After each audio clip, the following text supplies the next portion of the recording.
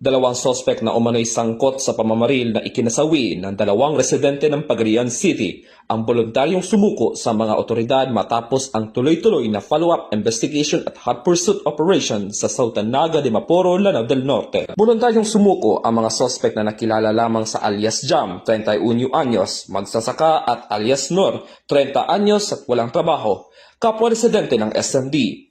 Ang kanilang pagsuko ay isinagawa sa pamamagitan ng pakikipag-ugnayan at negosasyon ng mga barangay officials. Sinundan nito na magsanib puwersa ang operasyon ng SND Municipal Police Station, Lanao del Norte Police Provincial Office, Regional Detection Team, SWAT Team, 2nd Provincial Mobile Force Company, 25th Maneuvering Company ng RMFB-10, 51st Mechanized Company ng Philippine Army at iba pang supporting units.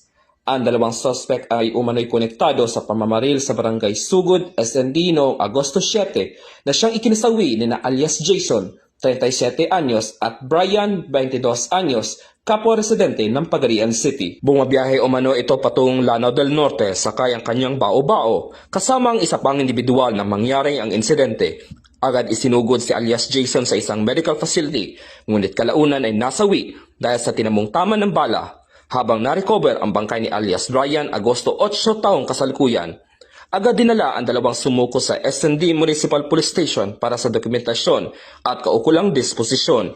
Inihahanda na ang mga kasong kriminal na isasampa sa Provincial Prosecutor Office habang nagpapatuloy ang investigasyon upang matukoy ang motibo at iba pang detalye ng insidente. Pinuri ni Police Colonel Leo De Leon Sua, Provincial Director ng Lanao del Norte Police Provincial Office, ang operating units at mga barangay officials sa kanilang koordinasyon na nagresulta sa mapayapang pagsuko ng mga sospek.